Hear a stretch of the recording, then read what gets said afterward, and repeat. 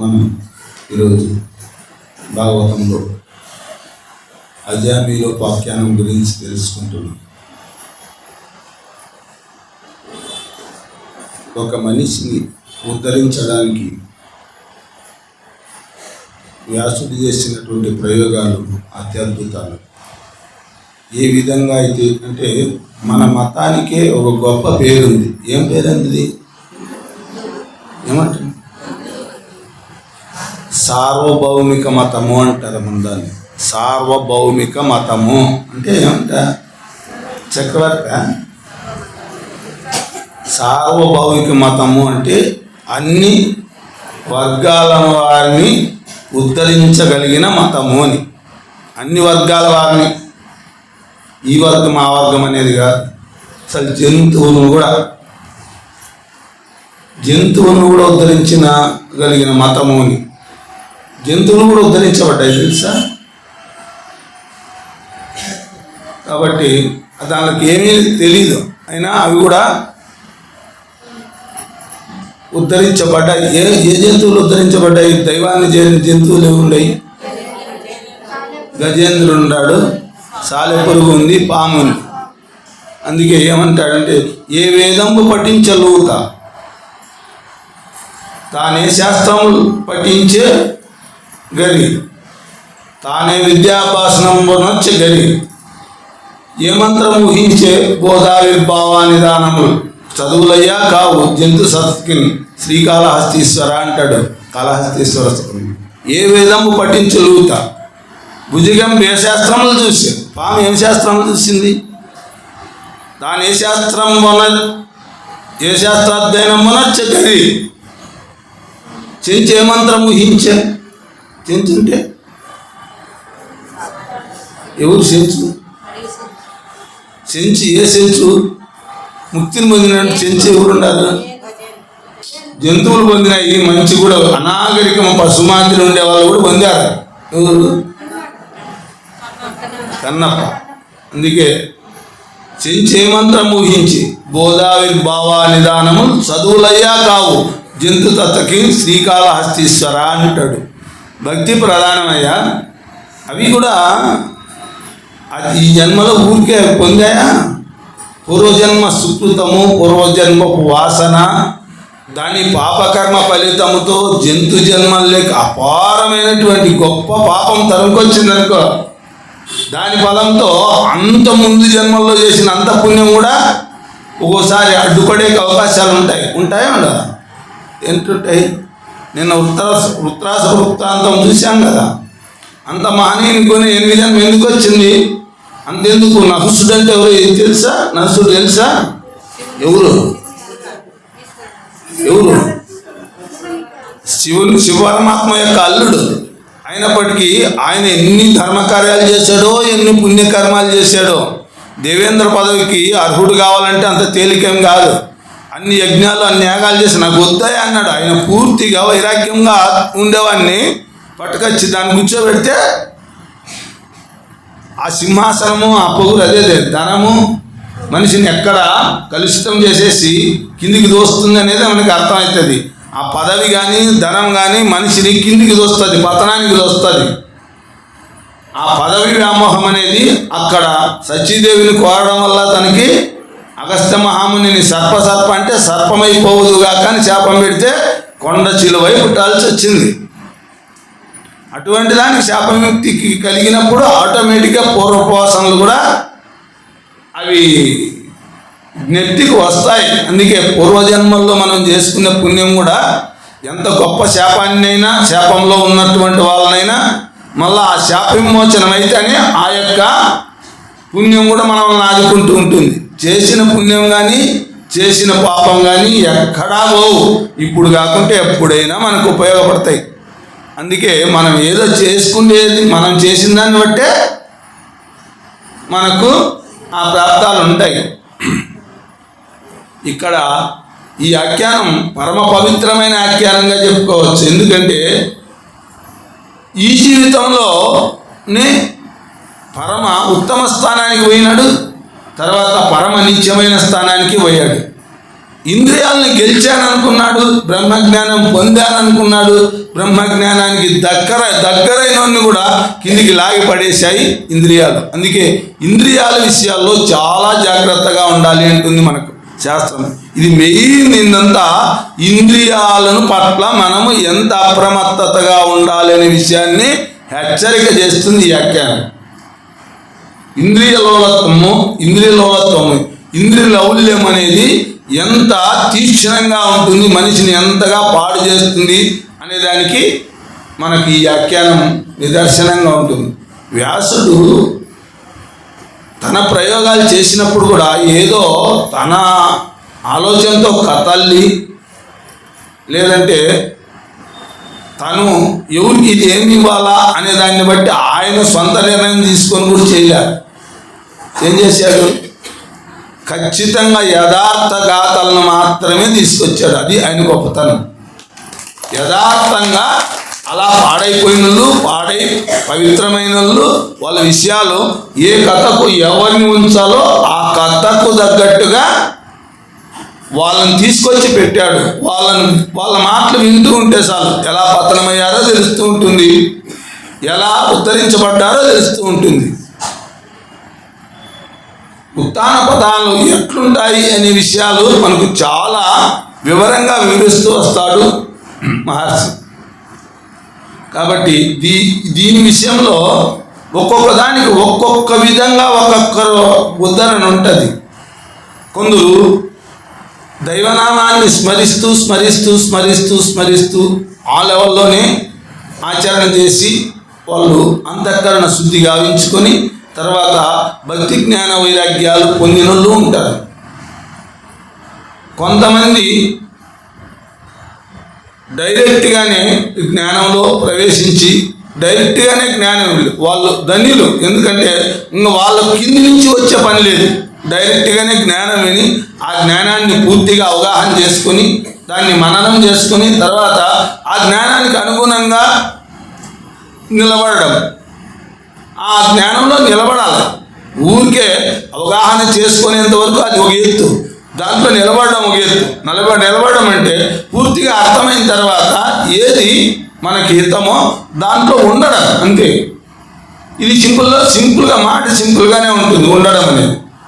అయితే మన పూర్వపు వాసనలు ఉంటాయి కదా, ఆ వాసనలు ఆ వైపు పీడిస్తుంటే ఆ వైపు పీడిస్తున్నటువంటి వాసనలకు లొంగకుండా మనం ఏదైతే వాస్తవాన్ని తెలుసుకున్నామో జ్ఞానం ద్వారా మనం ఏదైతే పొందామో వాస్తవమేమో ఏమంటే జ్ఞానం అంటే ఏమంట?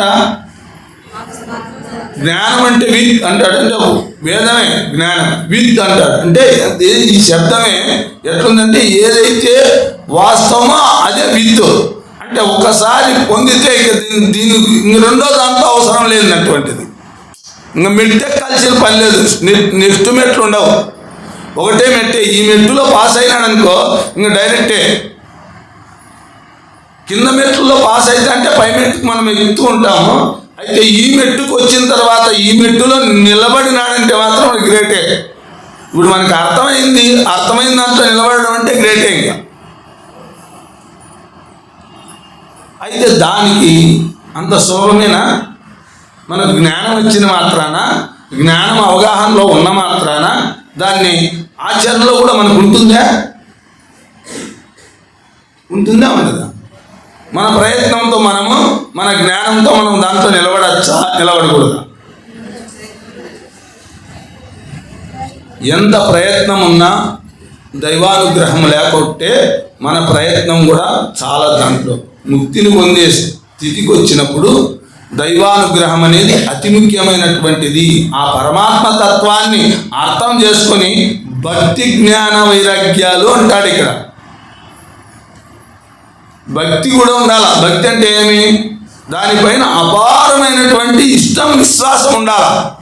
ఆ సత్యం పైన ఆ విశ్వసించే గుణం ఉండాలి. అందుకే భగవంతుని నిరంతరము భగవంతుని యొక్క కృపా కటాక్షాలు మన పైన ఉంటే కానీ ఆ జ్ఞానం కూడా మన దగ్గర నిలబడదు అనే దానికి తర్కణాలు చాలా ఉంటాయి. ఎంతోమంది జ్ఞానము వచ్చినాక కూడా కిందికి జారిపోయిన వాళ్ళు ఉన్నారు. ఉత్థాన పతనాలు అనేటివి ఎవరికైనా ఉంటాయి. అదే దైవబలం ఉందనుకో, దైవానుగ్రహం ఉందనుకో, మనం ఎంతైనా భగవంతునికి సరెండర్ అయ్యే ఉండాల్సి వస్తుంది. భగవంతుని ధిక్కరించే స్థాయి ఉండకూడదు. ఎవరు భగవంతుడు అంటే సర్వాంతర్యామి. ఆ సర్వాంతర్యామి పట్ల మనకు నిరంతరం కూడా శ్రద్ధ భక్తి అనేది ఉండాలి. భక్తి అంటే ఆ సర్వాంతర్యామి తత్వం పైన భక్తి ఉండాలి. ఏం భక్తి అంట? భక్తి అంటే ఏం తెలుసా? ఏడుంటాడు దేవుడు అంటే అందరిలోనూ ఉంటాడు. కాబట్టి అందరి పట్ల కరుణ, దయ, ప్రేమ అనేది ఎప్పుడు వస్తాయంటే ఆ భగవంతుడు అందరిలోనూ ఉన్నాడు అనేటువంటి సమబుద్ధి మనకు వచ్చినప్పుడే దాన్నే భక్తి అంటారు. ఆ సమబుద్ధిని, అందరిలోనూ భగవంతుని చూడగలిగిన స్థితినే భక్తి అంటారు. దీనికి మనం కేవలం కర్మతోనే సాధించేకి లేదు. కర్మ ద్వారా కొంత పుణ్యం సంపాదించుకున్న తర్వాత జపం ద్వారా ఏమంటాడు? పూజా కోటి సమం స్తోత్రం. ఎందుకు చెప్తాడు భగవాన్ అంటాడా? కోటి పూజలు చేసేదానికంటే ఒక స్తోత్రం గొప్పది అంటాడు. ఎందుకు? ఇది కేవలం శరీరంతో చేసే పని కాకుండా నోటితోనూ మనసుతోనూ కలిపి చేసేది ఎక్కువ వాల్యూ ఉంటుంది. స్తోత్రకోటి సమం జప. నామానికి దీనికంటే పవర్ ఉంటుంది. భగవంతుని యొక్క నామం పలకడం ఉందే అది అపారమైనటువంటి చిత్తశుద్ధి కలిగిస్తుంది, ఏకాగ్రత కలిగిస్తుంది. కాబట్టి అక్కడ చిత్తశుద్ధికి హేతు అవుతుంది నామం. అందుకు దీనికంటే అది పవర్ అయింది అంటాడు. ఆ స్టెప్లో అక్కడ ఉద్ధరించుకోవాల్సి ఉంటుంది. స్తోత్రకోటి సమం జప, జపకోటి సమం ధ్యానం. ధ్యానం ఇంకా ఎందుకు గొప్పదైందంటే ఏమీ లేకుండా మనస్సులో థాట్లెస్ స్టేజ్, ఆలోచన రహిత స్థితిలో అపారమైన చిత్తశుద్ధి కలుగుతుంది. ఏ స్థాయిలో? ఇది విమానం అయితే ఒకటి, ఇది కాలినడక అయితే ఒకటి, బండి నడక అయితే ఒకటి, విమాన నడక అయితే డైరెక్ట్గా మోక్షాన్ని పొందడం అనేది, జ్ఞానం అనేది డైరెక్ట్గా ఫాస్ట్. ఇంకా అక్కడ ఆటోమేటిక్గా దానికి ఏం అర్థమో ఉండవు. అది అర్థమై దాంట్లో అది ఆచారంలో పెట్టుకోగలిగింది. అందరికీ అది సాధ్యం కదా. ఎందుకు సార్వభౌమిక మతము అన్నారంటే అన్ని కోణాల్లో ఉండేటటువంటి వాళ్ళను, అన్ని దానిలో ఉండేటటువంటి వాళ్ళను ఉద్ధరించగలిగిన మతం కాబట్టి అన్ని ప్రయోగాలు మన ఋషులు, యోగులు చేశారు. వాడి స్థాయికి తగ్గట్టుగా వాడికి అది దిద్దుకుండేవాళ్ళు అలే, పాఠాలు చదువుకునేవాళ్ళు పాఠాలే, ప్రశ్నలు సంధించి ప్రశ్నలకు జవాబులు ఇచ్చేవాళ్ళు ఆ స్థాయి. ఏ స్థాయికి ఆ స్థాయిని మన వాళ్ళు ఎవరు స్థాయిలో వాళ్ళని ఉద్ధరించుకునేకి మార్గాలు చూపించారు ఋషులు. అటువంటి ప్రయోగాలు చేయడంలో అత్యద్భుత ప్రయోగం చేశాడు వ్యాస భగవానుడు. ఇక్కడ కేవలం కథ వింటున్నాం. పిల్లలు కథలు చెప్తాం మేడం, కథ వింటాం. కథ చెప్పిన తర్వాత దాని నీతి కూడా చెప్తాం. ఆ నీతిని డైరెక్ట్గా చెప్పిన వానికి నీతిని పట్టుకోలేడు. ఇక్కడ కూడా ఈ కింది స్థాయిలో ఉండేవాళ్ళు ఈ పూజలు, వ్రతాలు, యజ్ఞాలు, యాగాలు, తర్వాత ఈ రకంలో ఉండేవాళ్ళు ఒకటే వాళ్ళు వచ్చి ధ్యానంలో కూర్చోమంటే కూర్చోలేదు. కూర్చుండే లేదు. 90 మందిలో 195 మంది ధ్యానంలో కూర్చోలేరు. ఎందుకంటే వాళ్ళ ఆరాధన బట్టే వాళ్ళకు ఉంటుంది. కాబట్టి ధ్యానంలో అందరూ కూర్చోలేరు కదా. అందుకోసం వాళ్ళకవి ధ్యానంలో కూర్చోండే వాళ్ళు, స్పీడ్గా పరిగెత్తే వాళ్ళు, ఈ నడక సీమ నడక నడచాలంటే ఇష్టం లేని వాళ్ళు ఇలా వెంటనే స్పీడ్గా వెళ్ళిపోయేక ఉంటుంది, అవకాశాలు ఉంటాయి. అట్లా జ్ఞానంలో ఉండే వాళ్ళు హైయర్ లెవెల్లో పోయేక ఉంటుంది. అయితే అది దేనికి అర్హత ఉందో లేదో వాళ్ళకు మాత్రమే తెలుస్తుంది. అందరికీ జ్ఞానం చెప్తే అర్థమవుతుందంటే అర్థమే కాదు. మనం చెప్పే మాటలు పిచ్చి మాటలు మాదిరినే ఉంటాయి. ఈ బొద్దింతగా వింటున్నారంటే మనకి ఏ పూర్వపుణ్య భాగ్యమో ఏదో ఉంది కాబట్టి ఆ జ్ఞానాన్ని వినే సామర్థ్యము, శక్తి ఏర్పడుతుంది.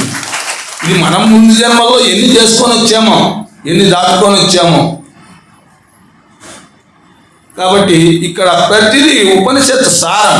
దీంట్లోనే ఫస్ట్ కథ చెప్తాడు, మళ్ళా తత్వం చెప్తాడు, ఉపనిషత్తుల సారాన్ని మొత్తం పిండి వడబోసి మనకు అందిస్తాడు ఇక్కడ వ్యాసుడు. ఈ భాగవతం ఇంత గొప్పదవడానికి కారణం ఎందుకు వచ్చిందంటే అన్ని వర్గాలకు ఇది పట్టుకుంటుంది. ఇప్పుడు నేను ఊరికే భగవద్గీత చెప్పినానుకో అన్ని వర్గాలు పట్టుకోలేదు, అది డైరెక్ట్ జ్ఞానమే. కొంతమంది ఏదో భజన చెప్పించినామనుకో భజన మాటలు పట్టుకుంటారు, వాళ్ళకి అది మాత్రమే పట్టుకుంటుంది. ఇక్కడ అన్ని కలగలిపి వస్తుంది, ఎందుకంటే లాస్ట్ ఫైనల్ ఇది సార్వభౌమిక మతము అన్నదానికి నిదర్శనం చూపించాడు. ఇక్కడ అన్నీ ఉంటాయి దీంట్లో, ఏది కావాలన్న వాళ్ళకి అది అందుతానే ఉంటుంది జ్ఞానం. ఇది భాగవతం యొక్క గొప్పతనం. కాబట్టి మనం ఆఖ్యానము అంటే అది ఏదో చందమామ కథలో బొమ్మరిల్లు కథల్లో మాదిరి కాదు, అదైతే ఆఖ్యానం కాదు. ఆఖ్యానము అంటే జరిగిన కథ, ఎక్కడ వీళ్ళు సృష్టించిన కథలు కాదు, కవిత్వం నుంచి వచ్చిన కథలు కాదు, వాస్తవంగా జరిగిన కథలను తీసుకొచ్చి మనకు అందించేటటువంటి జ్ఞానమే ఆఖ్యానము అంటారు. అందుకే ఇక్కడ అజామినుడు ఇవన్నీ వాస్తవ కథలు, వాస్తవంగా జరిగిన కథల్ని మనకు అందించారు. ఇది వాస్తవం కాకపోతే వ్యాసుడు ఎందుకు చెప్తాడు? అబద్ధాలు చెప్పాల్సిన అవసరం ఆయనకేముంది? లేదా పోతనకేముంది? తెలుగులో అనువాదం చేసినప్పుడు ఈ కథలు ఈ పదాలు ఈ పద్యాలు చెప్పడానికి అవసరం ఉంది. ఎవరు చెప్పారు? పోతనకి ఎవరు చెప్పించారు? సాక్షాత్ ఎవరు మాట్లాడి? శ్రీరామచంద్రునికి ఏం పట్టింది మనకు అబద్ధాలు చెప్పను? పలికేది భాగవతం అట, పలికించేవాడు రామచంద్రుని అట. నేను పలికిన బౌహరమవునట, పలికద వేరుండు గాత పలుకొగనేలా అంటాడు కదా. పలికించేవాడు రామచంద్రుడు, కాబట్టి పలికేది పోతానైనా పలికించినోడు మాత్రం శ్రీరామచంద్రుడే. కాబట్టి ఆయన నుంచి వచ్చిన వాక్కులే. అక్కడ ఏమాత్రం కూడా డిఫరెంట్ ఉండదు, ఏది మాట్లాడినా అది కరెక్ట్గానే ఉంటుంది. దాన్ని విశ్వసించాల మనం. మామూలు కథలే అనుకుంటే కథగానే ఉంటుంది అంతే. తత్వంగా చూస్తే తత్వంగానే ఉంటుంది, వాస్తవాలే కనపడతాయి మనం. కన్యాకుబ్జం అనే ఒక దేశంలో ఒక గొప్ప వేదశాస్త్ర పండితుడు ఉండేవాడు, స్తోత్రీయ బ్రాహ్మణుడు, సకల వేదాలు చదివినటువంటి వాడు, విద్యావేత్త, ధర్మవేత్త. అదిగాక ఆయనకు అనుకోకుండానే ధనం కూడా కలిసి వచ్చింది, ఐశ్వర్యవంతుడు కూడా. అలా జీవితం కొనసాగిస్తున్న టైంలోనే ఈ యొక్క అజామినుడు వాళ్ళకు కొడుకుగా పుట్టాడు. పుట్టిన తర్వాత ఈయన చిన్నప్పటి నుంచినే మహా అద్భుతమైనటువంటి మేధా సంపత్తి కలిగినటువంటి వాడు, చదువుల్లో చాలా చురుగ్గా ఉండేవాడు. ఇటు బ్రాహ్మణులకు సంబంధించిన మంత్రాల్లోనూ జపాల్లోనూ అన్నిటి విషయాల్లోనూ, ఎందుకంటే ఆయన చిన్నప్పుడే ఆయనకు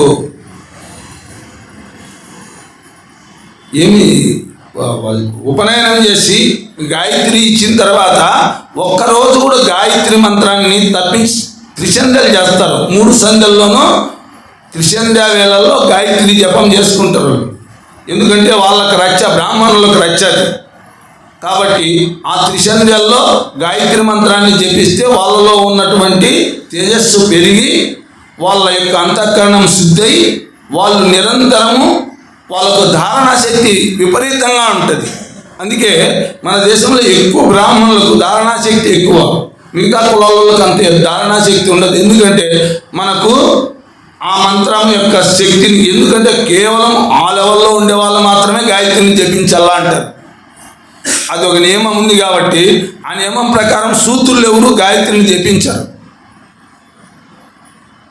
అది బ్రాహ్మణులే జపిస్తారు. త్రిసంధ్య చేసేటటువంటి వాళ్ళే జపించాలనే ఒక నియమం అది పెట్టుకున్నారు. కాబట్టి అయినా మన వాళ్ళు కూడా జపించే వాళ్ళు ఉండొచ్చేమో ఇప్పుడు, అయినా ఎక్కువ బ్రాహ్మణులకి ఇది అటువంటి వాళ్ళకే అపారమైన ధారణా శక్తి ఉంటుంది.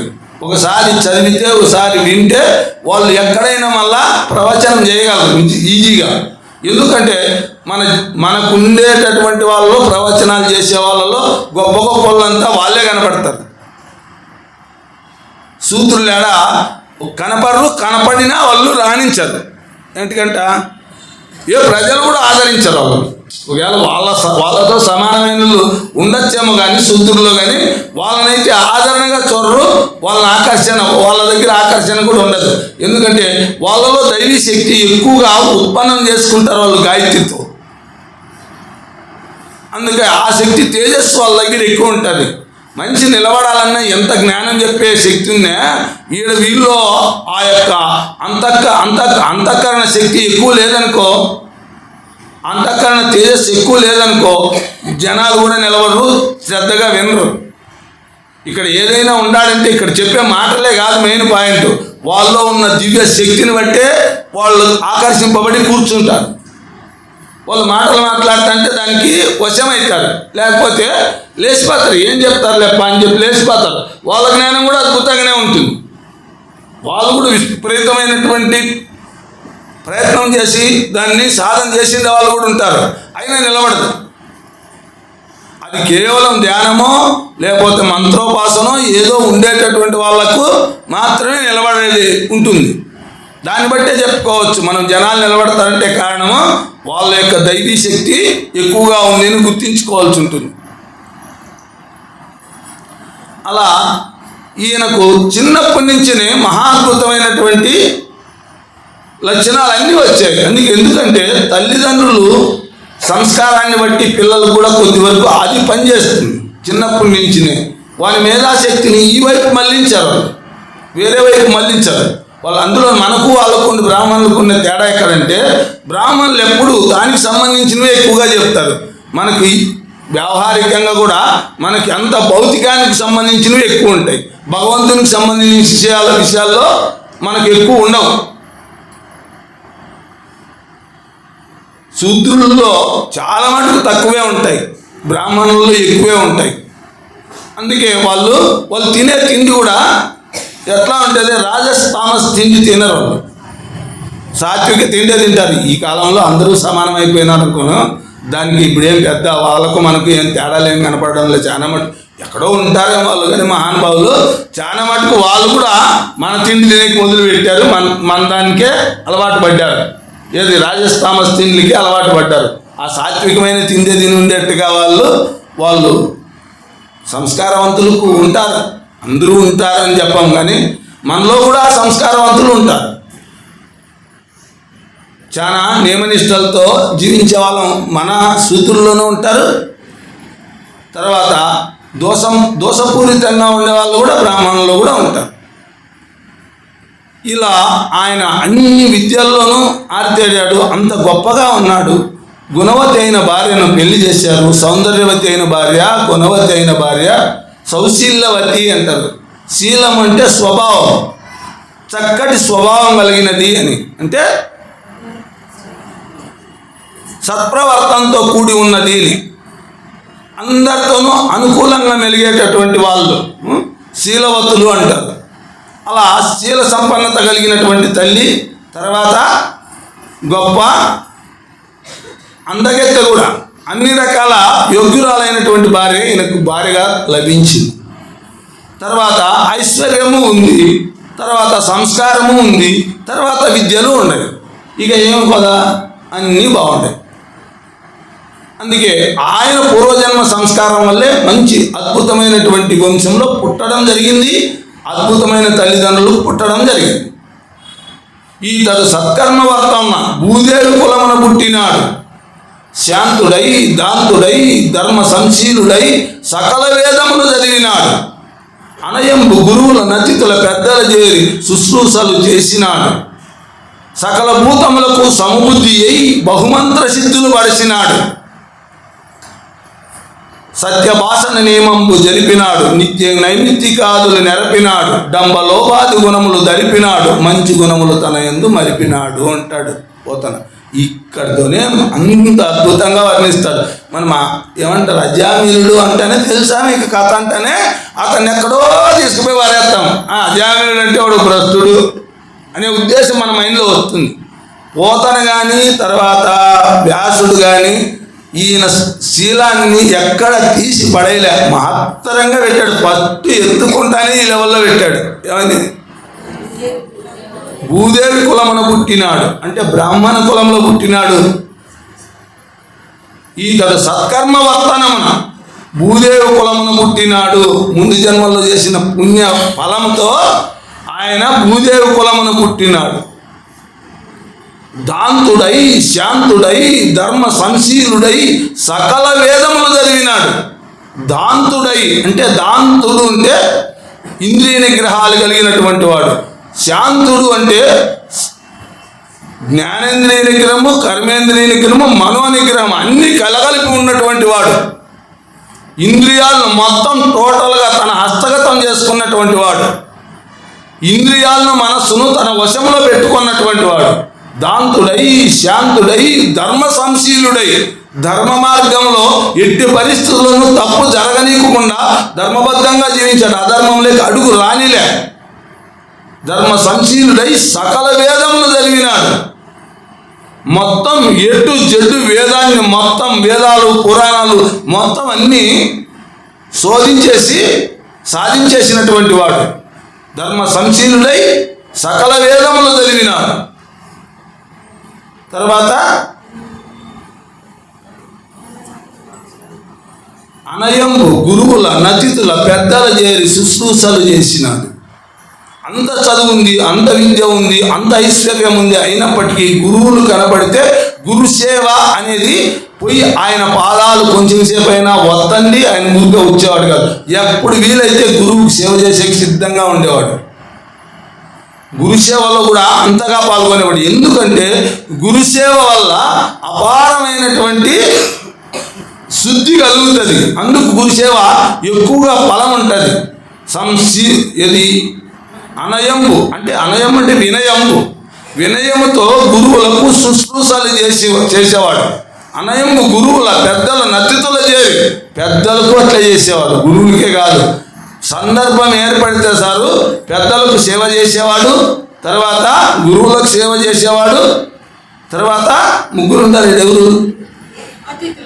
అతిథులు ఇంటికి వస్తే దేవతలుగానే చూసేవాడు. వాళ్ళకు కూడా వాళ్ళ సేవలు కూడా అట్లే ఉండేవాడు. ఎన్ని సద్గుణాలు ఉంటాయి చూడు. అనయంబు గురువుల నతితుల పెద్దలు చేరి శుశ్రూషలు చేసినాడు. సకల భూతములకు సంబుద్ధి అయి బహుమంత్ర సిద్ధులు పడిసినాడు.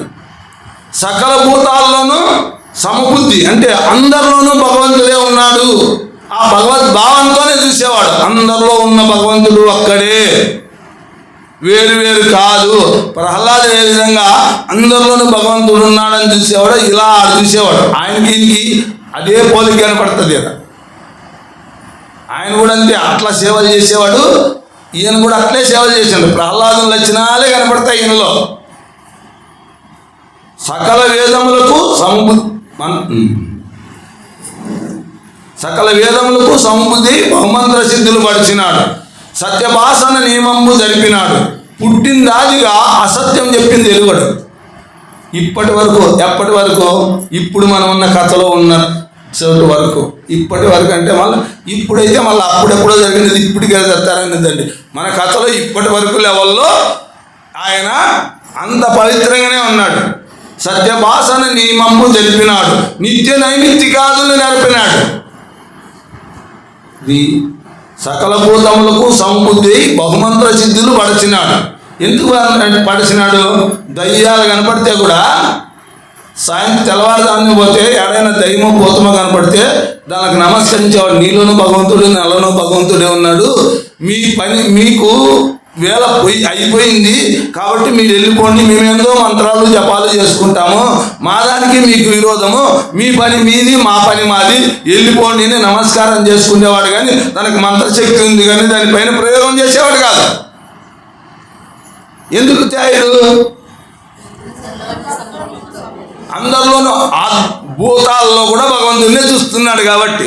లేకపోతే భూతాలంటే నేను ఇంత శక్తివంతుని ఇంత మంత్రోచ్చారణ చేసే చోటుకు నువ్వు వస్తావా అని అనుడేవాడు కదా. నమస్కరించుకునేవాడు. దానిలో కూడా నమస్కరించుకొని మా వేళ అయ్యింది, మేము మంత్రజపాలు చేసుకునే టైము, మీరు వెళ్ళిపోయే టైము, మీరు వెళ్ళిపోండి నమస్కారం చేసుకొని పంపించేవాడు దయాలను కూడా. అవి కనపడతాయా అంటే వాళ్ళకి కనపడతాయి ఆ సిద్ధులు. బహుమంత్ర సిద్ధులు పడిచినాడు. అన్ని మంత్ర సిద్ధులు పడిచినానికి ఎందుకు కనపడవు? అన్నీ కనపడతాయి కదా. బహుమంత్ర సిద్ధులు పడిచినాడు, సత్యభాషణ నియమంబు జరిపినాడు, నిత్య నైమిత్తికాదులు నెరపినాడు. నిత్య నైమిత్తికాదులు కూడా నేర్పిన. నిత్య కర్మ, నైమిత్తిక కర్మ అని కొన్ని ఉంటాయి. నిత్య కర్మ అంటే ఈ త్రిసంధ్యలు ఇవన్నీ నిత్య కర్మలు. నైమిత్తిక కర్మలు అంటే కొన్ని పవిత్ర దినాల్లో, అమావాస్యల్లో, పౌర్ణాల్లో, కొన్ని పవిత్ర ప్రదేశాల్లో చేసేదాన్ని నైమిత్తిక కర్మలు అంటాడు. నిత్య నైమిత్తికములు జరిపినాడు. అన్ని ఉన్నాయి కదా అని ఏవి వదలలే ఆయన. నిత్య నైమిత్తికాదులు జరిపినాడు. డంబ లోభాది గుణములు జరిపినాడు. కామక్రోధ లోభ మోహ మదమచ్చర్యాలు అనేటువంటి డంబాలు, ఆ డంబ లోభాది గుణములు జరిపినాడు. లోభాన్ని దగ్గరికి రానిలే. లోభం అంటే ఏదో తన దగ్గర ఉండేది పెట్టడమే కాదు, ఆయన కూడబెట్టల్లా, సంపాదించల్లా అనే ఆలోచన కూడా లే. ఎప్పుడు సంపాదించింది అప్పుడప్పుడే దాన్ని అందరిలోనే భగవంతుని చూస్తూ అందరికీ సహాయం చేస్తూ ఉండేవాడు. ఏదో ఉంది కదా, 10 రూపాయలు ఉంది కదా, రూపాయి దానం ఇద్దాం. దానం కాదది, త్యాగం. ఏమంట, తనకు, తన తరాలకు, తర్వాత తరాలకు అని ఆలోచన లేనటువంటి వాడు, తన తర్వాతి తరాలకు ఆలోచన ఉండేటటువంటి వాడి దగ్గరే లోపం ఉంటుంది. ఈ తన తర్వాత తరాల గురించి ఆలోచించడు. ఒకవేళ ఆలోచిస్తే మానవుడు ఉన్నతంగా ఉన్నటువంటి వాడు తన బిడ్డల గురించి ఆలోచిస్తాడు. అంత దాటి అవతలకు మన వాళ్ళకో మనవరాళ్ళ కంటే మునిమాన వాళ్ళ కంటే ఎంత లాంగ్లో అవుతాడో అంత నీచుడుగా ఉంటాడు, అంత లోబిగా ఉంటాడు మనిషి. లోభం ఎక్కడ వస్తుందంటే ఇక్కడే వస్తుంది. దాచడం ఎక్కడ వస్తుందంటే చేముంది, అది కూడా ఆహారం సంపాదించుకుంది, అది తనకు మించి సంపాదించుకోదు, తన తర్వాత తరాలకు సంపాదించుకోదు, పశువు సంపాదించుకోదు, పచ్చి సంపాదించుకోదు. 3 తరాలు 4 తరాలు 10 తరాలు సంపాదించేది ఒక్క మానవుడు మాత్రమే. ఎంత ఉత్తమ జన్మో అంత నీచమైన పనులు చేసే కూడా ఇక్కడ అవకాశాలు ఈడే వస్తాయి. అక్కడ దానికి అంత నీచమైన పనులు చేసే అవకాశాలు ఈడు. ఎందుకంటే అవి ప్రకృతికి లోబడి ఉంటాయి కాబట్టి, ప్రకృతికి అనుగుణంగానే నడుస్తాయి. మనకి ఇక్కడ స్వేచ్ఛ ఉంది కాబట్టి మనం దానికి వ్యతిరేకంగా నడుస్తాం. అది కథ. ఏమంట, ఏటకొచ్చినాము? నిత్య నైమిత్తికాదులు జరిపినాడు, డంబ లోభాది గుణములు జరిపినాడు, మంచి గుణములు తన యందు మరిపినాడు. అన్నీ మంచి గుణాలే. దీంట్లో ఏదుంది లోపము? ఏముంది లోపము? ఈయన గొప్పోడా తక్కువడా? అందరినీ భగవంతుని స్థాయిలో చూస్తున్నాడు అంటే, చూసే స్థాయికి వచ్చినాడంటే ఏటి వరకు వచ్చినాడు? పాస్ అయిపోయినాడు. ఇంకా ఐఏఎస్ పాస్ అయినట్టే. ఐఏఎస్ పాస్ అయినాడు. ఇంకా ఏమంటుంది, ఇక్కడ ఇంటర్వ్యూలోకి పోయి కూర్చుంటే ఇంటర్వ్యూలో ఓకే అంటే అయిపోయింది. ఇంకా ఎవరు అన్నీ ఈ లెవెల్లోకి వచ్చినాడు కానీ ముక్తిని పొందలే. బ్రహ్మాన్ని అన్నింట్లోనూ చూస్తున్నాడు కానీ తాను బ్రహ్మం అవ్వాలే. ఇంకా అది గుర్తు. ఏమంట, అందరిలో బ్రహ్మాన్ని చూస్తున్నాడు తన సాధనా పటిమతో, తాను బ్రహ్మము కావాలే. ఇక్కడే ఇంకా తాను బ్రహ్మం అయ్యేంత వరకు కూడా మానవుడు ఎక్కడ ఉపేక్ష అనేది ఉండకూడదు. ఎరుక కోల్పోయి నేను ఇంత లెవెల్లో ఉన్నా నన్నేం చేస్తుందిలే మాయ అంటే అక్కడి నుండి తోసి కిందికి తొక్కేస్తుంది. కిందికి ఇట్లా ఇడిసిన వాళ్ళు చాలామంది ఉన్నారు. జమిని మార్చి ఇట్లా వాళ్ళు చాలామంది గొప్ప మహానుభావులను కూడా కాలు కింద పడేస్తుంది. కింద మెట్లకి పడిపోయినారు, పై మెట్టు నుంచి. వీళ్ళు పై మెట్లో ఉన్నాడు, ఈ మెట్టు నుంచి కిందికి జారుతామని ఆలోచనే ఉండదు. అంత స్థాయిలో ఉండేవాళ్ళు ఇంకెందుకు జారుతారు? ఎన్ని రకాల ఇంద్రియాలను, మొత్తం మనస్సును అన్నీ నిగ్రహించే కెపాసిటీ వచ్చింది. అంత అన్నిట్లోనూ ఉత్తమంగా ఉన్నాడు.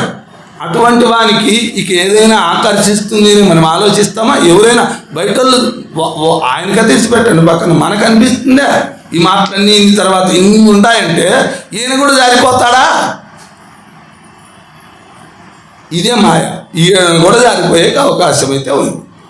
జారిపోయినాడు కాబట్టి ఇదే చూపిస్తాడు మహర్షి. అటువంటి వాళ్ళ కథలు ఎందుకు చూపిస్తున్నాడంటే, మనకు ఇక్కడ ఈ కథ మనకి ఎందుకు చూపిస్తున్నాడంటే, నువ్వు పైకి పోయినానని నువ్వు మిడిసి పడితే ఎప్పుడు జారుతావో తెలీదు, నిన్ను ఎప్పుడు తోస్తుందో, కాబట్టి జాగ్రత్తగా ఉండు అని చెప్పడానికే ఈ వ్యాఖ్యానం చెప్పాడు.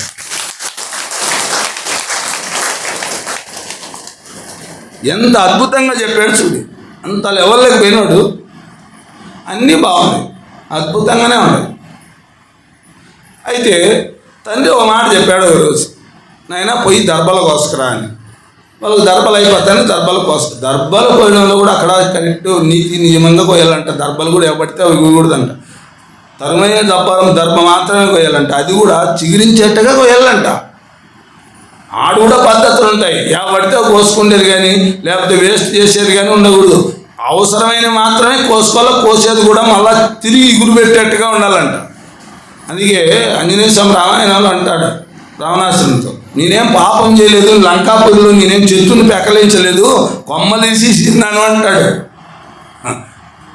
పెద్ద పెద్ద వృక్షాలకు ఉండే పెద్ద పెద్ద కొమ్మలు తీసుకొని మీరు రాక్షసుల పైన వేసానే కానీ నాకు అన్ని నీతి నియమాల ప్రకారం నడిచేవన్నయ్య, నాకు అది అంతా అర్థం తెలుసు. ధర్మం అంటే నాకేమో తెలుసు, అధర్మ ప్రవర్తన నేను ఎప్పుడు చేయను, ధర్మబద్ధంగానే చేయలేదు. చేసే పని మీరు రాక్షసులైన మిమ్మల్ని ఓడించేదానికి కూడా నేను తీసుకొని చెట్లు పెకలించి కదా కొండలు కొండలు ఇసరచ్చు, అయినా ఇసరలేదే, కొమ్మలతో కొట్టా. ధర్మము పైన నిలబడాలంటే అంత దీక్ష, అంత శక్తి సామర్థ్యాలు, అంత వైరాగ్య భావన ఉండాలి. ఉండేటటువంటి వాళ్ళు మాత్రమే కరెక్ట్. ఎక్కడ స్వార్థం పడమలించినా ఆటోమేటిక్గా అధర్మంలోకి పడిపోయే అవకాశం ఉంటుంది. త్యాగులు మాత్రమే ధర్మబద్ధంగా జీవించగలుగుతారు. త్యాగం లేని వాళ్ళు ధర్మబద్ధంగా జీవించలేదు. ఎందుకంటే వాళ్ళను క్షణక్షణము లోపం లాగేస్తూనే ఉంటుంది. వాళ్ళ మనసులో చేయాలంటుంది. సునీతేమో నువ్వు ఇది చేయి గొప్ప కార్యం అంటుంది. సునీతేమో నువ్వు చేయొద్దు, ఇది సంపాదించినావు, దీన్ని అనుభవించే, నువ్వు వాళ్ళకి ఇస్తే నువ్వేం అనుభవిస్తావని ఇక్కడ తొక్కేస్తూ ఉంటుంది. సురుచికి లొంగిపోతూనే ఉంటాడు. సునీతకు వశం కాడు, సురుచికే వశం అవుతూ ఉంటాడు. దీని పట్ల ఎంత ఎరుకుండల్లా మధ్యలో ఉంటాడు జీవుడు. సునీతేమో ఇది మంచి ధర్మకార్యం చెయ్యి అంటుంది. ఆ ధర్మకార్యానికి డబ్బు ఖర్చు అవుతుంది, వద్దంటుంది సురుచి. నువ్వు దీని మాట వింటావా దాని మాట వింటావా అంటే దీని మాటే వింటాడు. ఇంత జ్ఞానాన్ని ఉపనిషత్తు సారాన్నంత పిండి వడబోసి కేవలం కథల్లోకి తెచ్చాడు. ఇది వ్యాసుని యొక్క గొప్ప జ్ఞానం. కాబట్టి అలా మొత్తం అయిపోయింది. కోసుకురామంటే కోసుకొచ్చేకపోయాడు, కోసుకొని వస్తున్నాడు. సింపుల్గా వస్తున్నాడు. ఆయనకేం ఆలోచన ఏం లేదు. మామూలు అదేమి తండ్రి చెప్పింది తప్పు కాదు, ఈయన చేసింది తప్పు కాదు. దర్భలు కోసుకొని వస్తున్నాడు. వస్తుంటే ఒక పొదలో నుండి ఏదో అలికిడి వినిపించింది. ఫస్ట్ అలికిడి వినిపిస్తే దాన్ని అది వాస్తవమా కాదని, అది మనకు అనుకూలమా, మనల్ని ఎవరైనా పిలుస్తున్నారు లేదా అవసరమా అనవసరమా అని ఆలోచన చేసి వచ్చేసింటే ఆ వైపు చూడుకోకుండా ఏముండేది కాదు. శుకునికి ఇదే పరిస్థితి ఎదురైంది. ఏమంట ఈయనకి ఏ పరిస్థితి ఎదురైందో సుఖమహర్షి కూడా ఇదే పరిస్థితి ఎదురైంది. ఏం పరిస్థితి ఎదురైంది? ఆయన కూడా అరణ్యం గుండా వెళ్తూ ఉంటే అప్సరసలు నగ్న శరీరాలతో వచ్చి నమస్కారం చేశారు. వాళ్ళ నమస్కారాలు చేస్తున్నా వాళ్ళ వైపు కన్నెత్తి చూడలే. ఈయన కూడా చూడుకోకుండా వచ్చింటే శుకుడు అయ్యేవాడే. ఈయన బ్రహ్మజ్ఞాని పునికి పుచ్చుకున్నాడు. కానీ ఆ బ్రహ్మజ్ఞాని అయిపోలే. ఇంకా బ్రహ్మజ్ఞానాన్ని పొందాడు. బ్రహ్మజ్ఞాని అయిపోలే. ఆ బ్రహ్మజ్ఞానం పూర్ణ అవగాహనలోకి తెచ్చుకున్నాడు. దానికి అనుగుణంగా జీవిస్తున్నాడు. కానీ తర్వాత తాను బ్రహ్మజ్ఞాని కాలే. ఇంకా లేదు, ఈ రోజుతోనే బ్రహ్మజ్ఞాని అయిపోయిండేవాడు. ఆ వైపు చూడకుండా అనవసరమైన విషయాలతో నాకేంది, నా పనిని నాకేంది వచ్చేసింది. ఆ శబ్దం విని కంటితో చూశాడు కదా, ఇది ఏమైంది అని భావించి వదిలేసిందే, అయిపోయింది. వదిలేయాలని ప్రయత్నాలు కూడా చేశాడు. ఊరికేం రాలే. తన గురువుల ద్వారా విన్నది, తన సాధనలో ఉన్నది గుర్తుకు తెచ్చుకొని వద్దు, ఇది నీచమైన పని అని అవగాహనలోకి తెచ్చుకున్న అతని మనస్సులో ఏదైతే ముద్రపడిందో దాన్ని తర్వాత మనస్సు ఆ వైపుకే లాగింది. తర్వాత కంటితో చూశాడు. ఇక వాళ్ళ శృంగార కేలి విలాసాన్ని చూసిన తర్వాత ఆయన మనసులో ముద్ర పడిపోయింది. కళ్ళు తాగి వాళ్ళు చేసేటటువంటి పని చూసిన తర్వాత ఇక మనసులో పడి ఇంటికి వచ్చాడు. తర్వాత దర్భలు ఆడ పడేశాడు.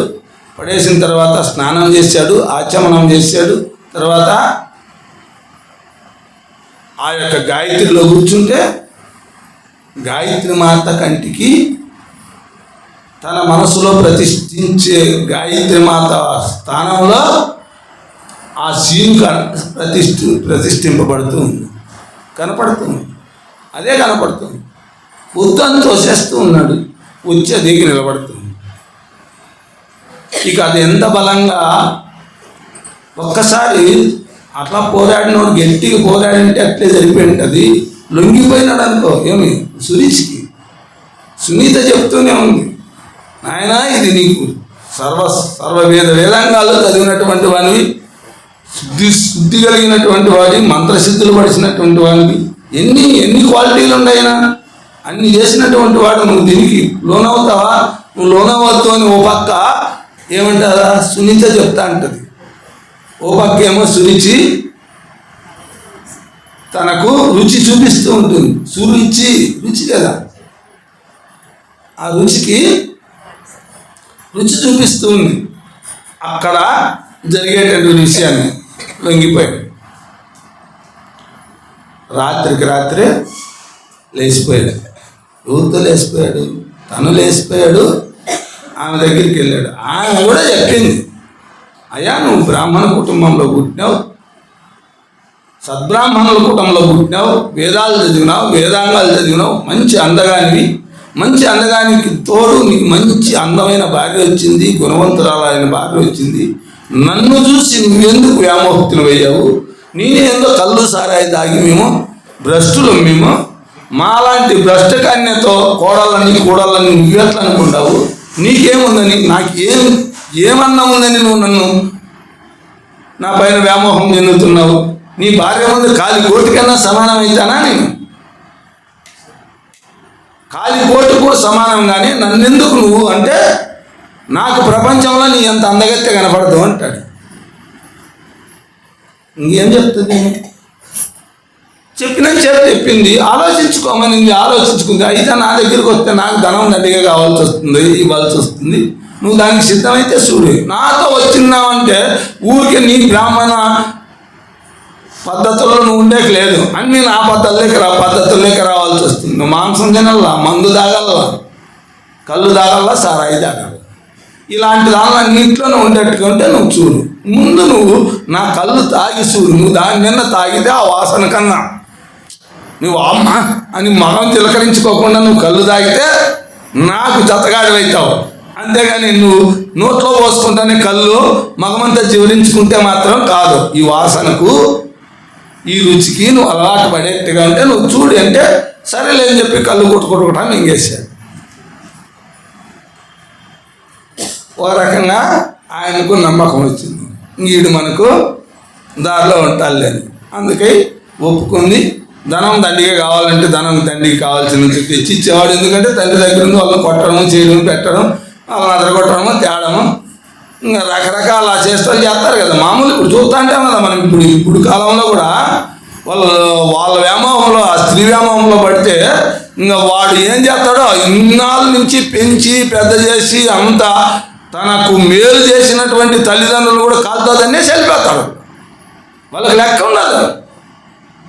ఎందుకంటే ఇక్కడే మనకు మహర్షి ఇక్కడ ఏం చెప్తాడంటే, ఇక్కడే చాలా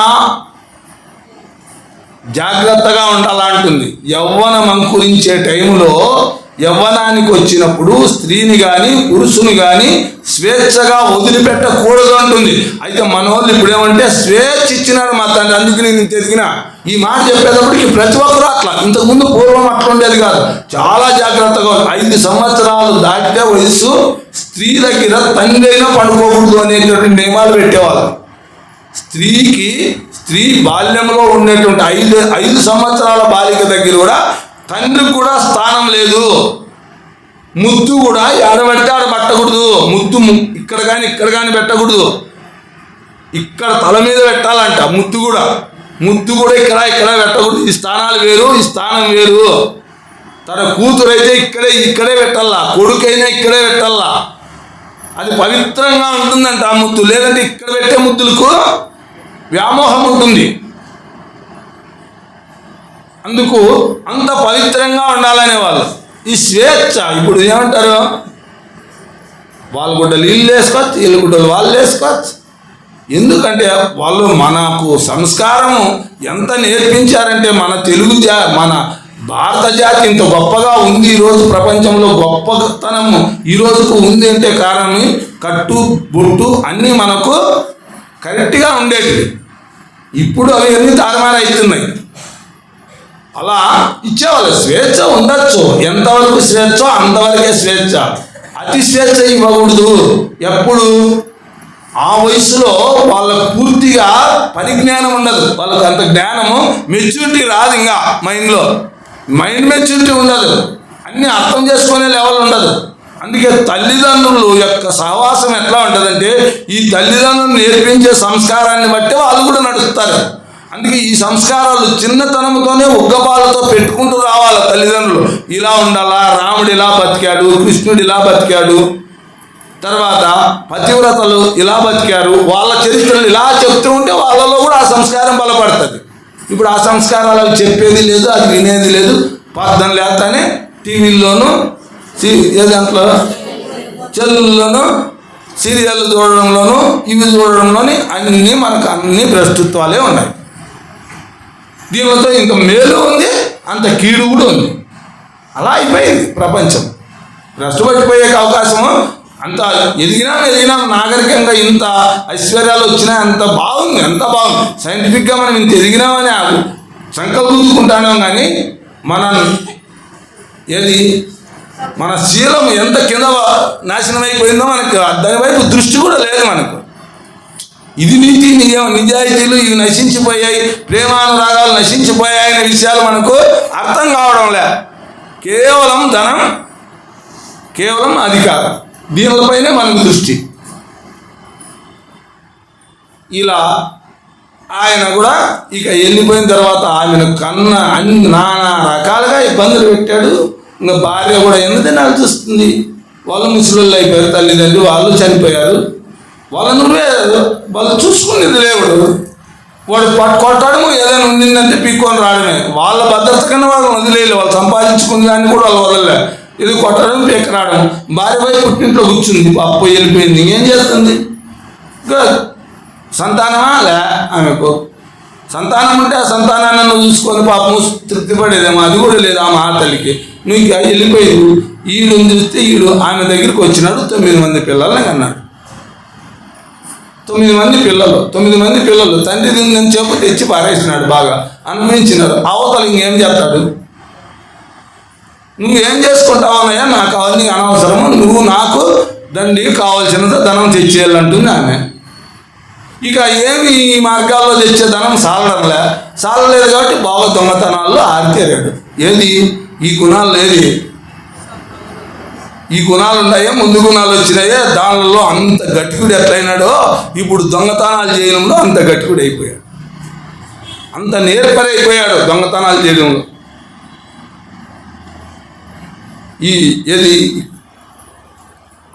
దానిన్నింటినీ ఎంత కంట్రోల్గా పెట్టుకున్నాడో అంత కంట్రోల్గా దొంగతనాలు చేయడం నేర్చుకున్నాడు.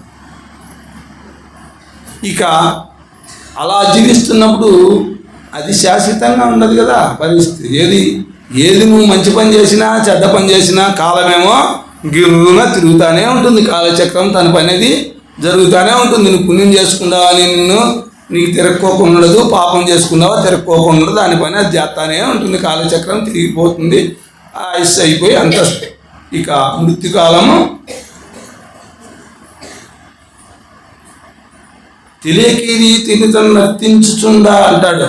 తెలియకోకుండానే ఆ విధంగా ప్రవర్తిస్తూ ఉన్నాడు. వైదము మృత్యుకాలం ప్రాప్తమాయ ఆట ఆ విధంగా జీవితం గడిచిపోతుంది. భయంకరమైనటువంటి మృత్యుకాలం దగ్గరికి వచ్చింది. మృత్యుకాలం దగ్గరికి వచ్చినప్పుడు ఎవరు వస్తారు మన ఎదురుగా? ఎవరుంటారు? 2 దయాలు మాత్రం ఎవరుంటారు? బంధువులు, చుట్టాలు. వీళ్ళు ఎవరు మన కంటికి కనపడరు. ఎవరు కనపడతారు? అప్పుడు వాళ్ళు ఎమ్మదూతలే కనపడతారు. పుట్టినప్పుడు ఎవరు కనపడరు.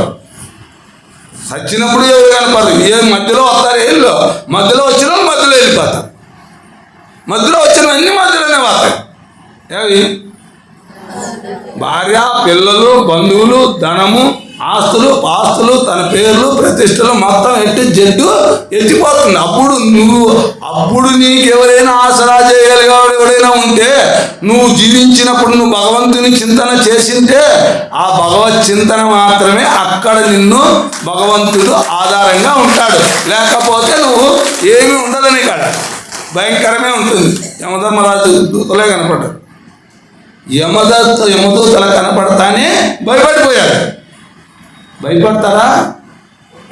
భయపడతారా లేదా అనేది అప్పుడు చూడండి. ఎప్పుడు ఆ టైం వస్తుంది మనకు కూడా, ఆయనకే కాదు, ఎప్పుడో ఒకసారి ఆ టైం వస్తుంది. అప్పుడు కనపడి అప్పుడు నీకు బాగా అవుతుంది. గుర్తు వచ్చింది అనుకో, పరందామా గోవిందా అన్నాం అనుకో, అప్పుడు గోవింద తిరుగుతాడు. ఎందుకంటే నామము నామిని తీస్తుందంట. ఎవరి గురించి పలికావో వాడొచ్చి నీ ముందరకు వస్తాడంట.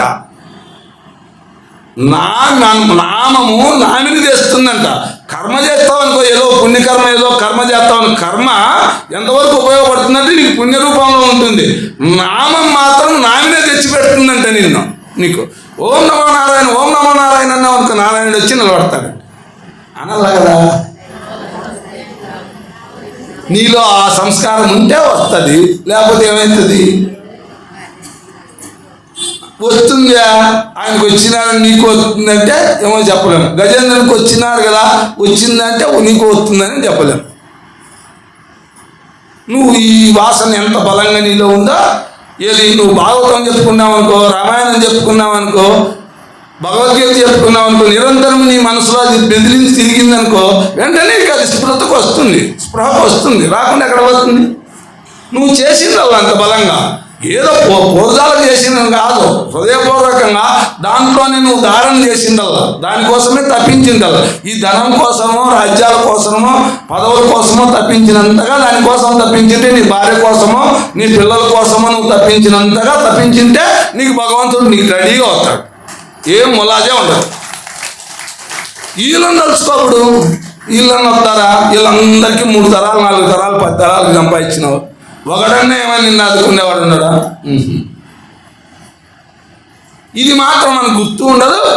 ఇప్పుడు మనం అది చేయము, ఆ సాధన చేయము. యముని దూతలు ప్రాణమహ ప్రించుకుపోవ మమతతో పోరాడి మాన్పలేరు. బలగమందులు దుఃఖపడుట మాత్రమే కానీ ఇంచుకు ఆయుష్యం ఇయ్యలేరు. చుట్టముల మీద భ్రమదీసి చూరకెక్కి సంతతము నిన్ను నమ్ముట సార్థకంబు భూషణ వికాస శ్రీధర్మ పురనివాస అంటాడు. భగవంతుని నమ్ముకున్నోనికి ఎప్పటికీ రచ్చే. భౌతికాన్ని నమ్ముకున్నోనికి ఎప్పుడు పోతుందో ఎప్పుడు జారిపోతుందో తెలియదు. నువ్వు ఏ చింతన చేసినావు? ధనాన్ని చింతన చేసినావు, నీ పిల్లల గురించి చింతన చేసినావు, వాళ్ళకి సంపాదించడాలని చింతన చేసినావు. దాంట్లోనే నీ జీవితం గడిచిపోయింది. నీ ఆలోచనలు మొత్తం దాంట్లోనే తిరిగిపోయాయి. నువ్వు భగవంతుని వైపు చుట్టూ తిరగలే ఎప్పుడు ఆలోచనలు. నీకు అంత టైం లేదు. ఎప్పుడంటే ఏం లేదు. ఉన్న టైం ఏమిటికి పెడతావు తెలుసా? అనవసరమైన మాటలకో, అనవసరమైన దాన్ని చూసేదానికో, అనవసరమైన పనులు చేసేదానికో నువ్వు సమయం కేటాయించుకుంటావే కానీ అవసరమైన దానికి సందర్భం వచ్చి సావు అనేది ఒకటి ఉంది. దాని తర్వాత వచ్చే పరిణామం ఏమి? నిరంతరము ఎవడైతే బలంగా నాటుకుంటాడో, ఎవరైతే వాడు మాత్రమే భగవంతుని పట్టుకుంటాడు. లేదంటే నీకు ఎరుకున్నది దీని గురించి.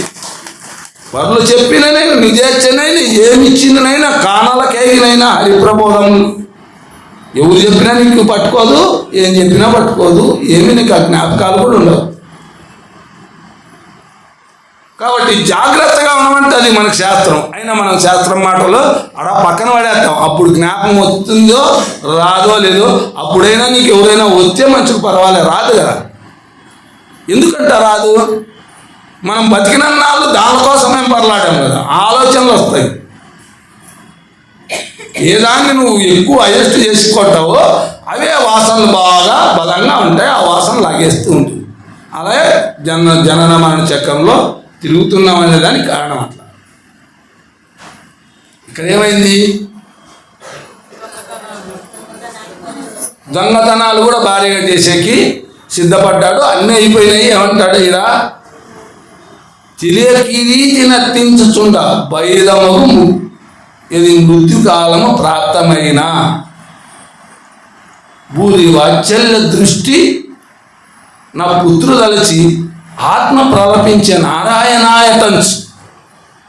ఆ భయంలో వాడు చేసుకున్న గొప్ప వరం ఏమంటే, భగవంతుడు వానికి ఇచ్చిన పెద్ద అవకాశం ఏమంటే, వాడు పూర్వజన్మలో చేసుకునింది ఈ జన్మలో ముందంతా అంత పకడ్బందీ చేసుకుంటే సాధన ఫలితము ఆమెకు పుట్టిండే వాళ్ళల్లో కూడా కదుటోనికి నారాయణ అని ఒక పేరు పెట్టుకున్నాడు. ఎందుకంటే వాడు ఆల్రెడీగా దాంట్లో కొంచెం ఉండేవాడు కదా, ఆ వాసన ఏదో ఉంటుంది, అందుబట్టి నారాయణ నారాయణ వాళ్ళ మీద ఎక్కువగా ఇష్టం ఉండేవాడు.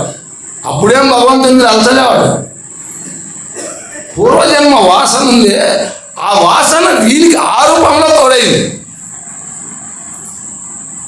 భూరి వాత్సల్య వృత్తి అన్నాడు. నా పుత్రులచి ఆత్మ ప్రలపించే నారాయణాయతంచు.